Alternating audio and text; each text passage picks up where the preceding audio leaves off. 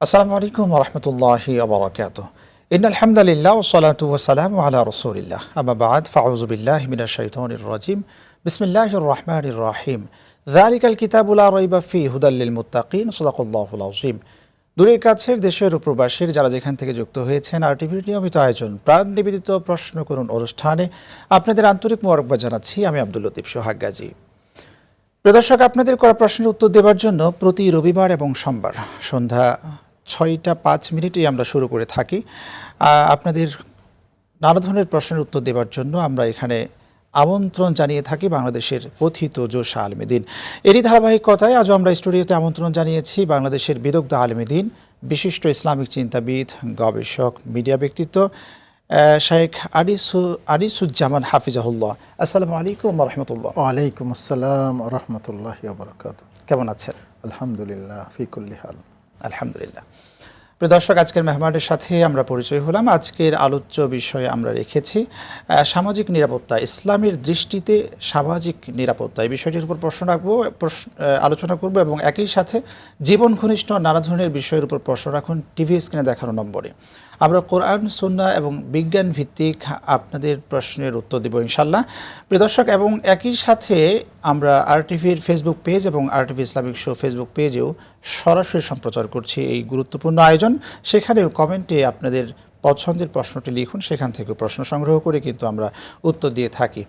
জি আলহামদুলিল্লাহ, আল্লাহ রাব্বুল আলামিনের শানে শুকরিয়া আদায় করছি যিনি আমাদেরকে কুরবানির মতো একটি গুরুত্বপূর্ণ ইবাদতের পরেও আমাদের নিয়মিত আয়োজন আরটিভির প্রাণ নিবেদিত প্রশ্ন কোন অনুষ্ঠানে উপনীত করেছেন। আজকের আলোচ্য বিষয়ে আমরা রেখেছি যে ইসলামের দৃষ্টিতে সামাজিক নিরাপত্তা। আজকের সমাজে আমরা দেখছি নানা ধরনের জটিলতা তৈরি হয়েছে সমাজে বসবাস করতে গিয়ে। আমরা ছোট্ট একজন শিশু, তার যখন জন্ম হচ্ছে, জন্মের পরেও কিন্তু এই সমাজ তাকে নিরাপত্তা দিতে পারছে না। এই সন্তান যখন বড় হয়ে উঠছে, হাঁটি হাঁটি পা পা করে চলছে, ইসমাইলের মতো করে যখন বয়সে উপনীত হচ্ছে, তখনও তাকে ধর্ষিত হতে হচ্ছে। শুধু এই শিশুদের ক্ষেত্রে নয়, একজন যুবক, একজন যুবতী, একজন মা, একজন বাবা, একজন ব্যবসায়ী, সব জায়গায় যেন অনিরাপদ হয়ে উঠছে সমাজটা। ইসলাম এখানে কিভাবে সমাধান দিচ্ছে? জি, আপনাকে এবং আরটিভি কর্তৃপক্ষকে এবং প্রাণ আরএফএল যার উদ্যোগে এটা অনুষ্ঠানটা হচ্ছে, সকলকে আমি ধন্যবাদ জানাই। একটা জীবন ঘনিষ্ঠ বিষয় আজকে আমাদের উপস্থাপনার জন্য। আসলে সামাজিক নিরাপত্তা অনেকগুলো দিক মিলে সামাজিক নিরাপত্তা, রিজিক একটা অনেক বড় একটা বিষয়, সামাজিক নিরাপত্তাটাও একটা অনেক বড় বিষয়। সামাজিক নিরাপত্তা, আপনি যেমন নিরাপত্তার বিষয় বলছেন, একজন মানুষের অন্যর সঠিকভাবে সংস্থান করা, এটাই ব্যবস্থা করা, এটা একটা সামাজিক নিরাপত্তার বিষয়। একজন লোক বিধবা হলে তার জন্য সমাজ বা রাষ্ট্রের পক্ষ থেকে কী, এটাও সামাজিক নিরাপত্তা। একটা লোক তার ইসের কারণে চিকিৎসা করতে পারতেছে না, সেটাও সামাজিক নিরাপত্তার একটা অংশ। একটা লোক তার সন্তানকে পড়ালেখা করাইতে পারতেছে না, তখন সমাজ এবং রাষ্ট্রেরও তার জন্য দায়িত্ব আছে। এই সবগুলা বিষয়ে কিন্তু মিলে একটা সামাজিক নিরাপত্তা আছে। সমস্ত আমাদের সমাজবিজ্ঞানীরা এই কথা বলেছেন যে সব কথা একটা ব্যাপক একটা বিষয় সামাজিক নিরাপত্তা। তো এই ক্ষেত্রে রাষ্ট্রের যেমন দায়িত্ব আছে, আমাদের সমাজের, আমাদের ধর্ম আমাদের কিন্তু একটা দায়িত্ব দেয়। যেমন একজন লোক যাতে ক্ষুধার যন্ত্রণায় কষ্ট না পায়, এই জন্য আমাদের কি আল্লাহ তাআলা এক বিধান করেছেন, জাকাতের বিধান, যেটা আপনি আয়াত শুরু করেছিলেন সূরাতুল বাকারার শুরুতে। আল্লাহ তাআলা মুত্তাকির পরিচয় দিতে বলেছেন, আলিফ লাম মিম যালিকাল কিতাবু লা রাইবা ফীহি হুদাল লিল মুত্তাকিন। এই কিতাব থেকে পরিপূর্ণ হেদায়েত পাবে কারা? যারা মুত্তাকি। মুত্তাকির পরিচয় দিতে আল্লাহ বলছেন, আল্লাযীনা ইউনফিকুন আল্লাযীনা ইউমিনুনা বিল গায়ব ওয়া ইউকিমুনাস সালাতা ওয়া মিম্মা রাযাকনাহুম ইউনফিকুন।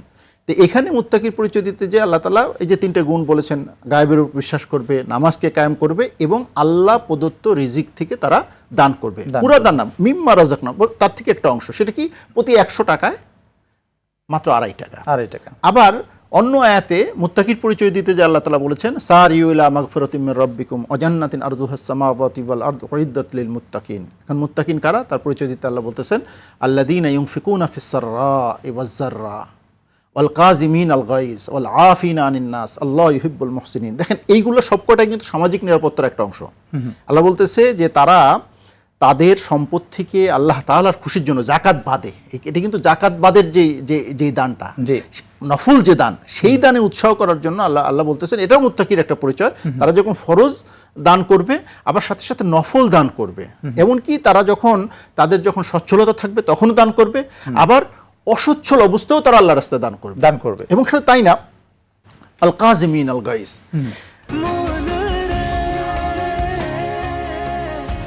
এভাবে ভরপুর বেঁচে থাকাটাই জীবন, আর জীবনের স্বাদের অনিবার্য সঙ্গী প্রাণ।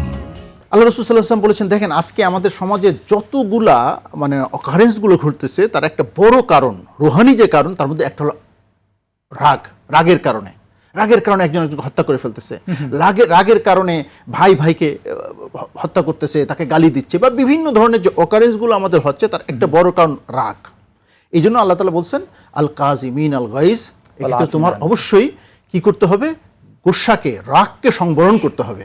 আল্লাহ রাসূল সাল্লাল্লাহু আলাইহি ওয়াসাল্লাম বলেছেন লাইসা শাদীদু বিসুরআ ইন্নামা শাদীদুল্লাযী ইয়ামলিকু নাফসাহু ইনদাল গাযাব, যে প্রকৃত বাহাদুর ওই ব্যক্তি না যে কোনো ব্যক্তিকে কুস্তির মধ্যে অথবা রেসলিং এর মধ্যে ঠকিয়ে দিল, বরং প্রকৃত বাহাদুর হলো সে যখন তার রাগ আসে রাগকে সংবরণ করে। সুতরাং আমাদের সামাজিক নিরাপত্তা আনার জন্য এটাও কিন্তু একটা গুরুত্বপূর্ণ বিষয়। দেখেন ইসের মধ্যে এরপরে দ্বিতীয় হচ্ছে হলো আল্লাহ বলছে ওয়াল আফিনা আনিন নাস, সমাজে কিন্তু বিভিন্ন অন্যায় হয়ে যায়, অনেক অনিচ্ছাকৃত অন্যায় হয়ে যায়, বুঝতে পারছেন? একটা হলো ইচ্ছাকৃতভাবে একজনকে অন্যায় করা, আর একটা হলো এই যে রামিসাকে মারলো, এর কিন্তু স্বভাব আমরা যেটা জেনেছি ইসের মাধ্যমে, সংবাদ মাধ্যমে যেটা জানা গেছে, তার কিন্তু স্বভাবগতভাবেই তার মধ্যে হিংস্রতা আছে। এই স্বভাবটা কিভাবে তৈরি হয়ে গেল তার মধ্যে? আচ্ছা দেখেন, মানুষের মধ্যে রুহানি যতগুলো রোগ আল্লাহ তাআলা, তার মধ্যে একটা হলো শাহওয়াত, যেটাকে বাংলায় বলে কাম। শাহওয়াত দুই ধরনের শাহওয়াত আছে। শাহওয়াতুল বতন, একটা হলো পেটের শাহওয়াত, যা দেখে খাইতে চায়, হারাম আর হালাল নাই। কোন মাংস আল্লাহ জায়েজ করছে, কোন খাবারটা আল্লাহ জায়েজ করেছে, কোনটা তার দেখা নাই। এটা হলো পশুর মতন। আল্লাহ বলছে উলাইকা, আল্লাহ কিছু ওয়ালাকাদ জারা'না লি জাহান্নামা কাসীরাম মিনাল জিন্নি ওয়াল ইনস, আমি কিছু জিন ও ইনসানের দ্বারা আমি জাহান্নামকে পরিপূর্ণ করব। আল্লাহ তাআলা তাদের পরিচয় দিতে বলছে উলাইকা কাল আনআম, তারা হলো গৃহপালিত জানোয়ারের মতন, বরং বাল হুম আদাল, তার চেয়েও খারাপ, হিংস্র হায়না মুফতারিস, হিংস্র জানোয়ারের মতন। তো এই যে মানুষের মধ্যে যে স্বভাব, এই স্বভাবকে আল্লাহ তাআলা বলছে তুমি অবদমিত করো। তো অবদমিত, তাহলে দুই ধরনের খিদা মানুষের মধ্যে আছে, একটা হলো পেটের খিদা, আর একটা হলো দুই পার মধ্যবর্তী অঙ্গর একটা খিদা, লজ্জাস্থানের খিদা। তো এই দুইটা আল্লাহ রাসূল সাল্লাল্লাহু আলাইহি ওয়াসাল্লাম বলেছে যে দুইটা অঙ্গকে যে ব্যক্তি হেফাজত করতে পারবে, আজমাল্লাহুল জান্নাহ, আমি রাসূল তার জন্য জান্নাতের জিম্মাদার। একটা দুই ঠোঁটের মধ্যবর্তী যে অঙ্গটা জিহ্বা, দেখেন জিহ্বার দ্বারাই কিন্তু মানুষ সবচেয়ে, আমরা যতগুলা গুনাহ করি তার মধ্যে একটা বড় গুনাহ হয় কিন্তু গীবত, শিকায়ত। আল গীবতু আশাদ্দু মিনাজ জিনা, গীবত জিনার চেয়েও খারাপ। সেটা কিসের দ্বারা হয়? জবান দিয়ে হয়। মিথ্যা কথা বলি কোথা দিয়ে? জবান দিয়ে। চগলখড়ি করি কিছু? জবান দিয়ে। একজনের বিরুদ্ধে কুতনামি করি, কার বিরুদ্ধে? জবান দিয়ে। কুতনামির দুই দিক, একটা হলো একটা গীবত বলা হয় যেই একটা আমার ভাই যেই দোষটা করছে সেটা মানুষকে প্রকাশ করা, সেইটাই বলছে আশাদ্দু মিনাজ জিনা, জিনার চেয়ে খারাপ। আর একটা হলো একজন দোষই করে নাই, তো তোহমত, এটাকে বলে তোহমত, বুহতান, যে একজন মানুষের বিরুদ্ধে আমরা যে বলি তাই জবানের, এইটা মিথ্যা কথা বলা, যতগুলো পাপ আছে বা হারাম মাল খাওয়া, সবগুলো জবানের দ্বারা হয়। আর দুই পায়ের মধ্যবর্তী অঙ্গগুলোতে মানুষ খারাপ কাজ করে। তো এই দুই ব্যাপারে যদি কেউ নিজেকে, দেখেন ইসলাম বলে না তুমি করে দাও, জিহ্বাকে কেটে দাও, সেটা বলে না তোমার গোপন অঙ্গকে তুমি কেটে ফেলো, এটি কিন্তু ইসলাম বলে। ইসলাম বলছে তুমি ওটা ঠিক রেখে তোমার সংবরণ করতে হবে। ইসলামের ভিত্তিটা হলো এটা। কারণ আপনার যদি দুই পায়ের মধ্যবর্তী অঙ্গ না থাকে তাহলে তো আপনার স্ত্রীর সাথে আপনার মেলামেশা, এটা তো সওয়াবের কাজ, এবং তার মাধ্যমে আপনার পরবর্তী প্রজন্ম আসবে, এইটা আসার রাস্তা বন্ধ হয়ে যাবে। সেটা কিন্তু ইসলাম পুরো ধ্বংস করে দিতে বলে নাই, বলছে কি এটা অবদমিত করা, সংযম করা। অর্থাৎ শাহওয়াত দুই ধরনের শাহওয়াতকে আমাদের অবদমিত করতে হবে, কন্ট্রোলের মধ্যে। অবদমিত শিক্ষা ওস্তাদ, সংযমের শিক্ষার জন্য শিক্ষা নিতে পারলাম না কেন? এই ক্ষেত্রে আমরা নিঃসন্দেহে আমরা বলবো যে আমাদের যে কারিকুলাম, আমাদের যে শিক্ষা ব্যবস্থা, এই শিক্ষা ব্যবস্থার মধ্যে এই শিক্ষাটা সেইভাবে হচ্ছে না। এটা সত্য কথা, আমাদের স্বীকার করতে হবে। ওই একটু ধর্মীয় শিক্ষা, অনেকে ধর্মীয়, দেখেন আমাদের সময় আমি বলতে, আমি যখন ম্যাট্রিক পরীক্ষা দিই আমাদের অপশনাল ছিল, ধর্ম শিক্ষাটা অপশনাল। তা আমি দেখছি ধর্ম শিক্ষায় তো আমি 99 নাও পাইতে পারি, তা আমি নিছি কিন্তু ইলেকটিভ ম্যাথ, আমি ইলেকটিভ ম্যাথে 99 পাওয়া বা 100-তে 100 পাওয়া সম্ভব। এখনও তো উস্তাদ আমরা যখন দেখি যে ক্লাস 1, 2, 3 এখানে কিন্তু বাংলা, ইংলিশ, ম্যাথ রয়েছে, এই তিনটি বিষয় রয়েছে, সেখানে কিন্তু ইসলাম শিক্ষা নেই। ইসলাম শিক্ষাকে কিন্তু আমরা তাহলে প্রাথমিক পর্যায়ে তো এটা দেওয়া নেই। প্রাথমিক পর্যায়ে, অথচ আমি কিছুদিন আগে গিয়েছিলাম আপনার ইন্দোনেশিয়া, মালয়েশিয়া, ব্রুনেই। তো ইন্দোনেশিয়া যখন আমি এয়ারপোর্টে নামাজ পড়তে গেলাম, দেখে একটা প্যান্ট শার্ট পরে একটা ছেলে যাচ্ছে, ইক্তেদা করবো কি করবো না, পরে ওর কেরাত শুনলাম, কেরাত এক্সিলেন্ট কেরাত, পরে শুনলাম সে একটা ইঞ্জিনিয়ার।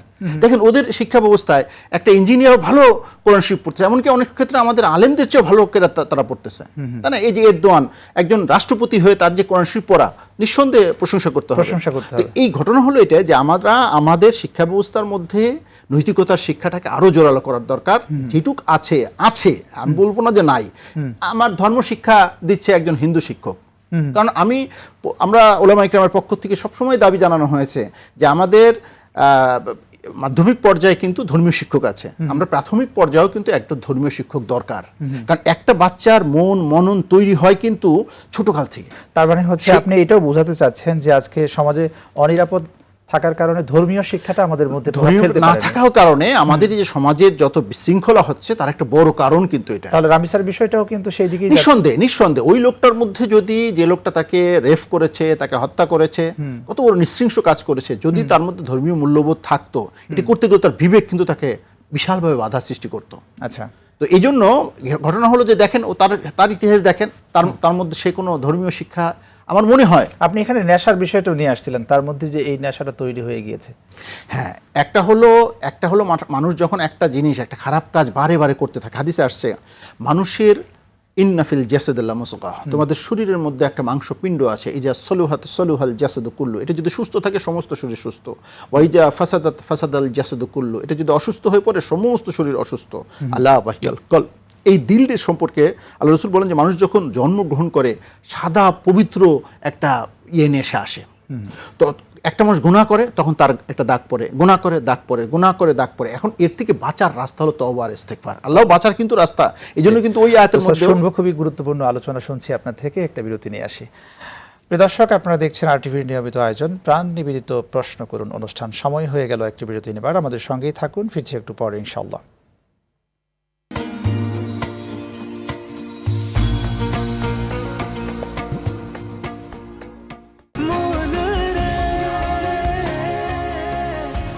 এভাবে ভরপুর বেঁচে থাকাটাই জীবন, আর জীবনের স্বাদের অনিবার্য সঙ্গী প্রাণ।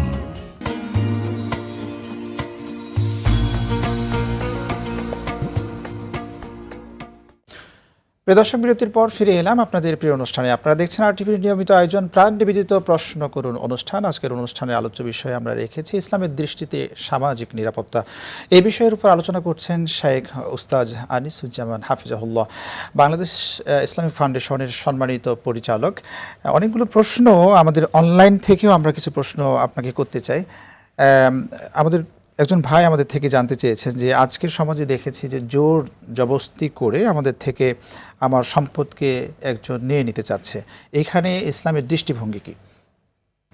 জি, আল্লাহ তাআলা বলছে যে আল্লাহ তাআলা ইন্নাল্লাহ লা ইউহিব্বুজ জালিমিন, আল্লাহ তাআলা জালেমদেরকে পছন্দ করেন না। জি, তাহলে কারো কাছ থেকে হাদিসে আসছে কোনো ব্যক্তির কাছ থেকে কেউ যদি 1 বিঘা পরিমাণ জমি জবরদস্তি করে বা তার সম্মতি ছাড়া যদি গ্রহণ করে, তাহলে ওই পরিমাণ সপ্ত আসমান জমিন তাকে এরকম গোল করে পেঁচিয়ে তার গলার মধ্যে কিয়ামতের দিন ঢুকিয়ে দিবে আল্লাহ তাআলা। আচ্ছা, এত ভার, সপ্ত আসমান জমিন পর্যন্ত এই ওজন তার বহন করতে হবে। মানুষ তো এটা বিশ্বাস করে না, সে কিয়ামত আসবে কবে, সে কিয়ামত আল্লাহ রাসূল, সেই কথা আল্লাহ রাব্বুল ইজ্জত কোরআনের একটা দুইটা আয়াত না, অসংখ্য আয়াতের মধ্যে আল্লাহ তাআলা বলছেন ইজা ওয়াকাতিল ওয়াকিয়া লাইসা লিওয়াকাতিহা কাযিবা খাফিদাতুর রাফিয়া ইজা রুজ্জাতিল আরদু রাজ্জা আবুসাতিল জিবালু বাসসা ফাকানাত হাবাআম মুনবাসসা ওয়া কুনতুম আজওয়াজান সালাসা ফাআসহাবুল মাইমানাতি মা আসহাবুল মাইমানা ওয়া আসহাবুল মাশআমাতি মা আসহাবুল মাশআমা ওয়াস-সাবিকুনা সাবিকুন।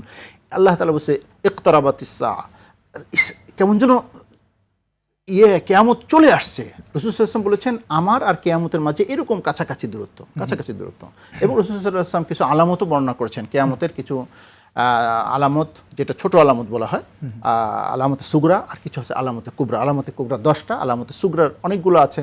যেমন রাসূল সাল্লাল্লাহু আলাইহি ওয়াসাল্লামের কাছে এক জিবরাইল আমিন প্রশ্ন করলেন, মাতা সা, কখন কিয়ামত কায়েম হবে? তিনি বললেন, মাল মাসউলু আনহা বিআলাম আনিস সাইল, এই ব্যাপারে কিয়ামত পর্যন্ত যে প্রশ্ন করবে আর যাকে প্রশ্ন করা হবে সব এক বরাবর, ইলম একমাত্র আল্লাহর কাছে।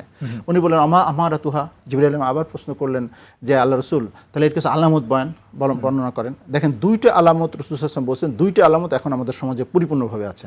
এক নম্বর, আনতালিদুল আমাতু রাব্বাতাহা, মা এমন সন্তান জন্ম দিবে মার সাথে সে বান্দির মতন ব্যবহার করবে। আজকে কিছুদিন আগে যার সন্তান বুয়েটের শিক্ষক, যার সন্তান একজন জয়েন্ট সেক্রেটারি, যার সন্তান বিদেশে কর্মরত, যার মেয়ে এখানে আছে, তো এইরকম একজন মা, তার যে মৃত্যুর যে অবস্থা আমরা দেখলাম, এটা নিঃসন্দেহে আল্লাহ তাআলা কতভাবে পিতামাতার হকের ব্যাপারে কোরআন মধ্যে বলছে, তাই না? বলেছেন যে আল্লাহ তাআলা তোমাদেরকে হুকুম করেছেন, ওয়াকাযা রাব্বুকা আল্লাহ তা'বুদু ইল্লা ইয়াহু ওয়া বিল ওয়ালিদাইনি ইহসানা, আল্লাহর ইবাদত করবে, সাথে সাথে বলছে ওয়া বিল ওয়ালিদাইনি ইহসানা, বাবা মার সাথে। এবং কতগুলা হুকুম এখানে দিয়েছেন, ওয়ালা তাকুল্লাহুমা উফফিন ওয়ালা তানহারহুমা, খবরদার এমন কোনো কাজ করবা না বাপ মা একটা বলে, অথবা বাপ মার কোনো ব্যবহারে তোমরা শব্দ বলতে পারবা না। বাপ মা যতই ব্যবহার তোমাদের সাথে খারাপ করুক না কেন, তোমরা তুমি তাদের সাথে এরকম ভাবে খারাপ ব্যবহার করতে পারবা না। আল্লাহ রাব্বুল ইজ্জতের হুকুম এটা। ওয়ালা তানহারহুমা, তাদেরকে কোনো ঝিরকি, তাদেরকে কোনো ধমক তুমি দিতে পারবে না। ওয়াকফিজ লাহুমা জানাহা যুল্লি মিনার রাহমা, তাদের জন্য তুমি তোমার রহমতের ডানাকে বিছায় দাও। অর্থাৎ বিনয়ী হওয়ার যত কিসেম আছে একটা মানুষের, আল্লাহ বলছে এটি একটা বাগধারার মতন, যে বিনয়ীর যত হওয়া যায়, সিজদা তো করা যায় না আল্লাহ ছাড়া কাউকে, তো ওরকম ভাবে যে পিতামাতার কাছে তোমার বিনয়ী হওয়ার যত হওয়া যায় তুমি সেটা হও। অথচ সেই পিতামাতাকে আমরা দেখতেছি আজকে আমাদের সমাজে আমরা ওল্ড হোমে পাঠিয়ে দিচ্ছি। এবং সেটাই আমাদের সমাজে রিসেন্ট যে একটা কাহিনী ঘটেছে, 7 দিন ধরে তার মা যেভাবে করে তার খোঁজ নেওয়া হলো না, মৃত্যু শয্যায় থাকে, তার মৃত্যু হয়ে গেল। সেই বিষয়ে আপনার কাছে আসবো, কথা বলবো। একজন দর্শক আমাদের সাথে যুক্ত হয়েছেন। আসসালামু আলাইকুম। প্রিয় দর্শক, কে কোথা থেকে যুক্ত হয়েছেন, নাম বলে প্রশ্ন করুন। জি, আসসালামু আলাইকুম। ওয়ালাইকুম সালাম, শুনছি, আপনাকে প্রশ্ন করুন। জি, আমি রামপুরা বনশ্রী থেকে বলছি। জি জি। আচ্ছা, আমার প্রশ্ন হচ্ছে যে ইসলামী শরীয়তে মানে ডিভোর্সের প্রসেসটা কিভাবে করে দুই ফ্যামিলির থেকে? ওকে, আপনি থাকুন আমাদের। স্বামী স্ত্রী কি রাগ করলেই কি কিছু বললেই কি তালাক কি হয়ে যায় নাকি ইসলামী শরীয়তে? ডিভোর্স। আর আরেকটা কোশ্চেন। জি প্রিয় বোন, থাকুন আমাদের সাথে, আপনার করা প্রশ্নের উত্তর দিয়ে আমরা আমাদের আলোচনায় ফিরবো। আমরা দর্শকের প্রশ্নের উত্তর দেব নিঃসন্দেহে। আপনি শুনেছেন প্রশ্নটি। জি জি, একটা প্রথম প্রশ্ন ছিল একটা ডিভোর্স, তার আগে প্রশ্নটা ছিল এটাই ইসলামের। আচ্ছা, ইসলামের ডিভোর্সের যে বিধানটা, ডিভোর্স এবং বিবাহ, এই যে বিষয়গুলা, এটা হাদিসে আসছে যে কেউ যদি ইচ্ছাকৃতভাবে করুক, অনিচ্ছাকৃতভাবে যদি কাউকে ইজাব কবুল করে, বিবাহ হয়ে যায়। তালাকের ক্ষেত্র এরকম। তালাক, দেখেন, আমি কয়েকজন সাক্ষীর সামনে যদি এই কথা বলি, বলল যে কোনো মেয়ের পক্ষ থেকে যে এত টাকা দেড় মোহরে আমি আমার মেয়েকে তোমার কাছে বিবাহ সুপর্দ করতেছি, সে যদি বলে কবুল সাক্ষীর সামনে, তাহলে কবুল হয়ে যায়। খালি কবুল ওইটুকু বললে যে বিবাহ হয়ে যায়। বিবাহ হওয়ার পরে তার উপরে অসংখ্য দায়িত্ব, ওই নারীর সমস্ত খরচ, ওই নারীর সন্তান হবে তাদের খরচ বহন করা ওই ব্যক্তির উপর দায়িত্ব হয়ে যায়। তার আব্রু ইজ্জতকে হেফাজত করার দায়িত্ব হয়ে যায়। তদ্রূপ যেই জবানের দ্বারা কথা বলার কারণে দুইটা পরিবারের মধ্যে সম্পর্ক হয়ে যায়, না স্বামী স্ত্রীর মধ্যে সম্পর্ক হয়, আবার সেটা ছিন্ন হয় কিন্তু জবান, মানে মানুষের জবান। এই জন্য ইসলাম বলছে তুমি ওইভাবে জাকাত বলছে যে দুনিয়ার মধ্যে আবগাজুল হালাল, হালাল কিন্তু এর চেয়ে খারাপ আর হালাল কোনো কাজ নাই, খারাপ নেই। তো ইসলাম নিরুৎসাহিত করেছে এই ডিভোর্স। অথচ আপনি শুনলে অবাক হয়ে যাবেন, আমি কোনো এক সেমিনারে গিয়েছিলাম, ঢাকা শহরে প্রতিদিন প্রায় 50টার উপরে যেটা লিখিত তালাক হচ্ছে, ডিভোর্স। নিঃসন্দেহে এটা একটা, এখান থেকে ওস্তাদ উত্তরণের উপায় কি? সেটা হলো, শোনেন, সেটার জন্য উত্তরণ এই দুই ঠোঁটের মাঝখান যে অঙ্গটা, এই অঙ্গটাকে হেফাজত করা। স্বামীও হেফাজত করবে, স্ত্রীও হেফাজত করবে। যত ডিভোর্সের ঘটনা হচ্ছে, আমরা বিষয়ে আলোচনা করবো। একজন দর্শক আমাদের সাথে যুক্ত হয়েছেন। জি, আসসালামু আলাইকুম। প্রিয় দর্শক, কে কোথা থেকে যুক্ত হয়েছেন, নাম বলে প্রশ্ন করুন। আমি মামুন রেজা বলছি নওগাঁ থেকে। আমার 3টি প্রশ্ন। জি জি প্রিয় ভাই, প্রশ্নগুলো করুন। মৃত পিতা মাতার জন্য এবং মৃত আত্মীয় স্বজনের জন্য কি কি দোয়া করব আর কি কি আমল করব? আর 2 নম্বর হলো রিজিক বৃদ্ধির জন্য আমরা কি করতে পারি, কি কি আমল বা দোয়া আছে? জি, 3 নম্বর আর প্রশ্ন। 3 নম্বর হলো যে বেকারত্ব দূর করার জন্য কি আমল করা যাবে? 3 নম্বর প্রশ্নটি কি বললেন? বেকার বেকারত্ব দূর।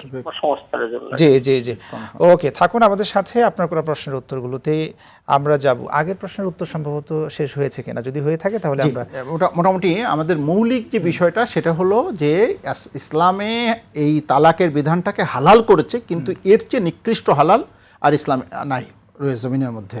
কারণ এর দ্বারা দুইটা পরিবারের মধ্যে দুই স্বামী স্ত্রীর মধ্যে তাদের যে সন্তান থাকে তাদের হক নষ্ট করা, অনেকগুলো বিষয় জড়িত। সুতরাং আমাদের সবচেয়ে বড় কথা, এবং এই তালাক হওয়ার যে মৌলিক যে কারণটা, সেই কারণটা হলো জবান।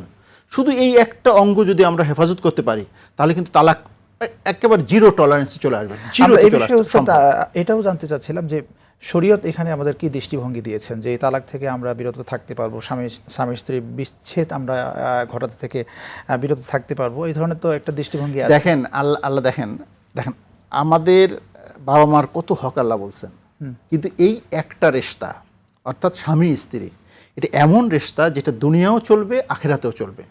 মৃত্যুর পরে আপনার স্ত্রী, আপনি যদি জান্নাতে হন তাহলে আপনার স্ত্রী ওখানে সে যদি বিশেষ করে ইমানদার হয় তাহলে সেই কিন্তু আপনার স্ত্রী হবে। তাহলে যেই সম্পর্কটা শুধুমাত্র নিজের ভাই বোন কিন্তু একই জান্নাতে থাকবে না, পাশাপাশি জান্নাতে থাকবে। প্রত্যেকটা ব্যক্তিকে আলাদা আলাদা জান্নাত দিবেন, সেখানে আমার জান্নাতে কিন্তু আমার স্ত্রী থাকবে। সুতরাং এটা একটা গুরুত্বপূর্ণ বিষয় যে সেখানে আপনার এখানে কিন্তু অনেকগুলো আমরা সামাজিক যে মানে আমাদের ইসলামের যে বিধান, সেই বিধানগুলো ঠিক মতন আমাদের যে আজকে সেপারেশনগুলো হচ্ছে সেটাও কিন্তু ইসলামিক বিধানগুলো না মানার কারণে। অনেকগুলো কারণ আছে যেই কারণগুলো না মানার কারণে আজকে সেপারেশন হচ্ছে। তার মধ্যে আমি মৌলিক যেটা বললাম, একই সাথে ওস্তাদ যে এই বিষয়টাও হবে কিনা যে আমাদের হচ্ছে এডুকেশন সিস্টেম ছোটবেলা থেকেই সেই মানসিকতাই গড়ে করে দরকার, এটা নিঃসন্দেহে। আমরা আসবো আপনার কাছে ফিরে ইনশাআল্লাহ, বিরতি নিয়ে আসি ইনশাআল্লাহ। দর্শক, আপনারা দেখছেন আরটিভির নিয়মিত আয়োজন প্রাণ নিবেদিত প্রশ্ন করুন অনুষ্ঠান। সময় হয়ে গেল আরও একটি বিরতি নেবার, আমাদের সঙ্গেই থাকুন, ফিরছি একটু পরে ইনশাআল্লাহ।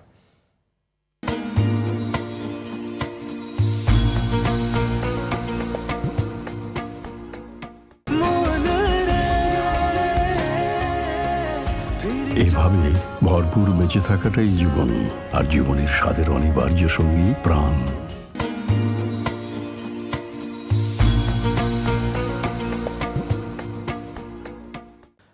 প্রদর্শক বিরতির পর ফিরে এলাম আপনাদের প্রিয় অনুষ্ঠানে। আপনারা দেখছেন আরটিভির নিয়মিত আয়োজন প্রাণ নিবেদিত প্রশ্ন করুন অনুষ্ঠান। আজকের অনুষ্ঠানের আলোচ্য বিষয়ে আমরা রেখেছি সামাজিক নিরাপত্তা ইসলামের দৃষ্টিতে সামাজিক নিরাপত্তায়। আজকের এই আলোচনায় একজন দর্শক আমাদের থেকে উস্তাদ জানতে চেয়েছিলেন, 3টি প্রশ্ন তিনি করেছেন নওগাঁ থেকে। প্রথম প্রশ্নটি তিনি করেছেন যে পিতামাতার মৃত্যুর পর করণীয় কি করতে হবে, রিজিকের জন্য কি দোয়া করা যায়, এবং বেকারত্ব দূরের জন্য সে কি করতে পারে, করণীয় কি, ইসলামের দৃষ্টিভঙ্গি কি?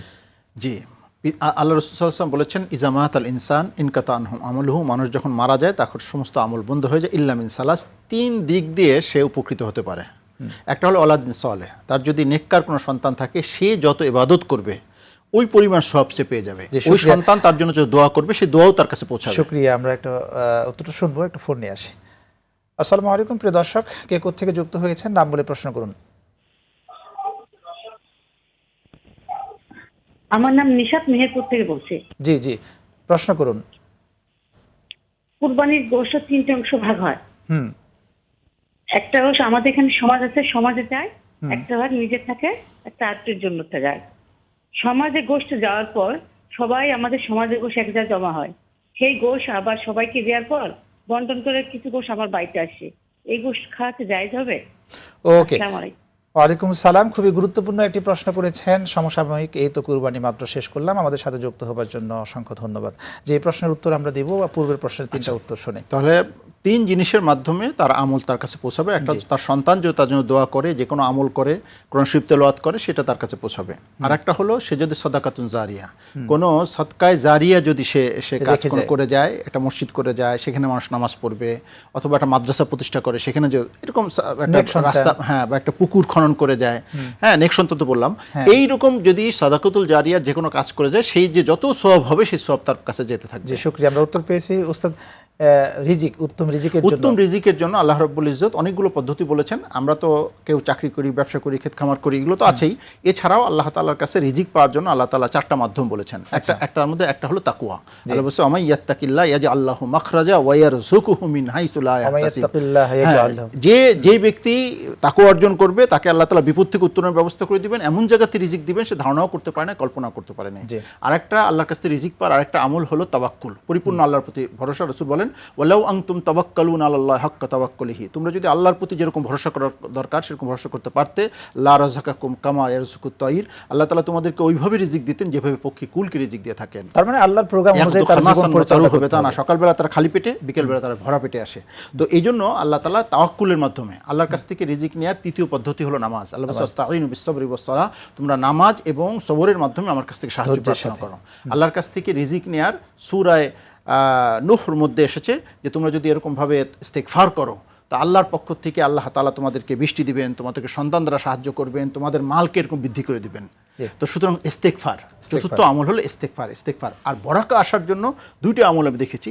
একটা হলো পিতামাতার খেদমত করা, পিতামাতার খেদমত করলে আল্লাহ তাআলা বরকত তার। শুকরিয়া, উত্তরটা পেয়েছি।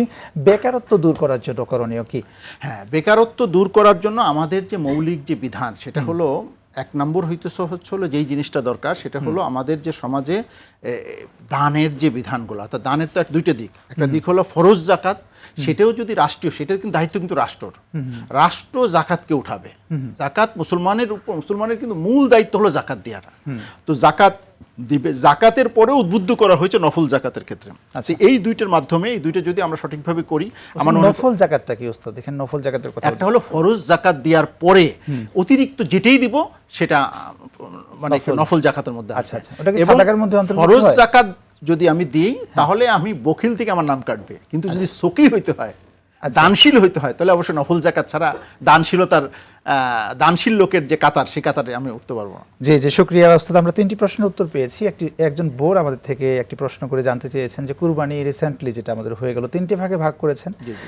এক ভাগ তো আমরা সমাজে এটা বিতরণ করি, ওইটা বিতরণ করার পরে কিছু অংশ থেকে গিয়েছে, সেই অংশটুকু এখন খাওয়া যাবে কিনা তিনি জানতে চেয়েছেন। না, আসলে হয়েছে কি, এটা বিধানটা হলো আসলে এই যে আমরা করি, এটা উত্তম বিধান, অনেক আগে থেকে আমাদের সমাজে চলে আসতেছে। আমাদের আত্মীয় স্বজনের একটা হক আছে। আল্লাহ তাআলা বলছে অফি আমওয়ালিহিম হাক্কুল লিসাইল ওয়াল মাহরুম, তোমার যে সম্পদ, এই সম্পদের মধ্যে বঞ্চিত, হতভাগ্য, তোমার যারা দরিদ্র আত্মীয় স্বজন আছে তাদের হক আছে। তো আত্মীয় স্বজনের একটা হক আছে। আর এখানে কিন্তু খাওয়াকে জায়েজ, যেহেতু নিজের খাওয়া জায়েজ করেছে, তো আমাদের 3 ভাগের 1 ভাগ দান করা সম্পর্কে রাসূল সাল্লাল্লাহু আলাইহি ওয়াসাল্লামের অসংখ্য হাদিসের দ্বারা প্রমাণিত। সূরাতুল বাকারার মধ্যে যে বাকারার যে ঘটনা আসছে, ওই লোকটার যে অংশটুকটা কোরআন শরীফে আসে নাই, সেখানে হাদিসের মধ্যে আসছে যে সেই লোকটা দানশীল ছিলেন, তার সম্পদকে সে 3 ভাগে ভাগ করত। 1 ভাগ অংশ তার পরিবারের জন্য, আত্মীয় স্বজনের জন্য, 1 ভাগ নিজের জন্য, আর 1 ভাগ হলো সে মানে আল্লাহর রাস্তায় দান করত। সে কাঠ কেটে যে পয়সা শুনবো। একজন দর্শক অপেক্ষায় আছেন। আসসালামু আলাইকুম, প্রিয় দর্শক, কে কোথা থেকে যুক্ত হয়েছেন নাম বলে প্রশ্ন করুন। আসসালামু আলাইকুম, আমি রাজশাহী থেকে বলছি, মোহাম্মদ পিয়ারুল ইসলাম পিয়ার। জি প্রিয় ভাই, প্রশ্ন করুন, শুনছি আপনাকে। হ্যাঁ, ঘটনা হচ্ছে আমি এর আগে একবার রমজান মাসে আপনাদেরকে একটি প্রশ্ন করেছিলাম, উত্তরটা মানে ক্লিয়ার হয়েছিলেন না, ঠিক আছে? জি। আমি একজন রিক্সা চালক। ফজরের নামাজের টাইমে আমি রিক্সাতে বসে থেকে নামাজটা করি, কারণ রিক্সা চুরি লক করার পরও রিক্সা চুরি হয়ে যায় মসজিদ থেকে আপনার। এই কারণে আপনার রিক্সাতে আপনার প্যাসেঞ্জার সিটে বসে আপনার ক্যাবলামুখ হয়ে আমি ফজরের নামাজটা আদায় করি। এটা কতটুকু সঠিক? ওকে, আপনার প্রশ্ন আমরা বুঝেছি। আমার শাইখও আপনাদের প্রশ্ন শুনেছেন। আপনি থাকুন আমাদের সাথে, আপনার প্রশ্নের উত্তরে যাচ্ছি ইনশাআল্লাহ। পূর্বের প্রশ্নের উত্তর যদি সংক্ষেপে শেষ করতেন। জি, আপনার এখন এখানে বিধিটা হলো যদি কোনো ব্যক্তির পুরাটাই দরকার হয়, 7 ভাগের 1 ভাগ, হ্যাঁ, তার পরিবারের লোক সংখ্যা অনেক বেশি এবং সে আসলে নিজে দরিদ্র, এরকম ক্ষেত্রে সে যদি পুরোটাও খেয়ে ফেলে, ইসলাম কিন্তু নিষেধ না, কারণ এরকম প্রমাণ হাদিসের মধ্যে আসছে। আবার 3 ভাগের 1 ভাগের যে বিধান আমাদের আগের থেকে আকাবিরে দিন করে আসছে, এটাকে আমরা না জায়েজ, এটা একটা মুস্তাহাব একটা আমল, এটা করলে নিঃসন্দেহে এটা সওয়াবের একটা বিষয়। হ্যাঁ, তো এখানে খাওয়া যাবে কি যাবে না? না, খাওয়া যাবে, খাওয়া যাবে না কেন? কুরবানি শুধু অংশটা। এতটুকু উনি জানতে হ্যাঁ, চেয়েছিলেন। তার মানে আপনি হচ্ছে গরিবকে যদি দিতে পারেন, সমাজে আপনি- একটা ভাগ উনি দিয়েছেন, ওই সমাজের ওই জায়গায় আবার সবাই দিয়ে ওই ভাগটাকে আবার 3 তার ভাগ একটা করেছে। অংশ এখানে আসতেছে, যে আসতেছে। সেই অংশটুকটা সেই ইচ্ছে করলে গরিবরাও দিতে পারে, কোনো অসুবিধা ওকে ওকে, আমরা উত্তরটা পেয়েছি। আমাদের দর্শক যে সালাতের কথাটা জানতে চাইলেন, রিকশায়। আচ্ছা, এখানে আল্লাহ তাআলা বলছে কুমুলিল্লাহি কানিতিন, যে দাঁড়িয়ে আমাদের নামাজের মধ্যে 13টি ফরজ আছে, তার মধ্যে একটি হলো দাঁড়িয়ে নামাজ পড়া। দাঁড়িয়ে নামাজ পড়ার যেই উনি বিধানটা আছে, রিকশার- শুনেন, উনি কিন্তু দাঁড়াইতে পারে। উনি যেহেতু দাঁড়িয়ে বসে নামাজ কে পড়বে? যে দাঁড়াইতে অক্ষম সেই ব্যক্তি বসে নামাজ পড়বে। যে বসে থাকতে অক্ষম তার জন্য শুয়ে নামাজ পড়া। আচ্ছা, যে বসে মানে ও চুরি হওয়ার ভয়, সেটা হ্যাঁ, সেটা ঠিক আছে, এটা একটা ওজোর। সেই ক্ষেত্রে সে চেষ্টা করবে কোনো সংরক্ষিত একটা জায়গায় সেই ইয়েটাকে ভালো মতন তালা দিয়ে, যাতে কোনোভাবে না হয়, একটা বড় চেন কিনে নিল, সেটাকে একটা বড় একটা নিরাপদ একটা জায়গায় রেখে তারপরে দাঁড়িয়ে নামাজ পড়ার যে সোয়াবটা, সেই সোয়াবটা তো একটা হলো ফরজ আদায় না করার যে একটা অসুবিধা, সেইটা। আরেকটা হলো জামাতের সাথে নামাজ পড়লে যে সে সোয়াবটা পাইতো, সেই সোয়াবটা তো মাহরুম হচ্ছে। জামাতে নামাজ পড়ো, এটা তো ওলামায়ে কেরাম ওয়াজিব করে, কোনো ওলামায়ে কেরাম সুন্নতে মুআক্কাদা, কেউ বলছে ওয়াজিব। তো শুকরিয়া, অসংখ্য ধন্যবাদ। খুবই গুরুত্বপূর্ণ আলোচনা করেছেন এবং প্রতিটি প্রশ্নের উত্তর আপনি সর্বোচ্চ দেওয়ার কোরআন হাদিস থেকে চেষ্টা করেছেন। অসংখ্য ধন্যবাদ আমাদেরকে সময় দেওয়ার জন্য। আপনাকেও ধন্যবাদ। শুকরিয়া। প্রিয় দর্শক, আপনারা দেখলেন RTV নিয়মিত আয়োজন প্রাণ নিবেদিত প্রশ্ন করুন অনুষ্ঠান আজ এই পর্যন্ত। আগামী পর্ব দেখার আমন্ত্রণ জানিয়ে বিদায় নিচ্ছি। রব্বে কারিম আমাদের ভালো রাখুন, সুস্থ রাখুন, নিরাপদে। আল্লাহ হাফেজ। আসসালামু আলাইকুম ওয়া রাহমাতুল্লাহি ওয়া বারাকাতুহু।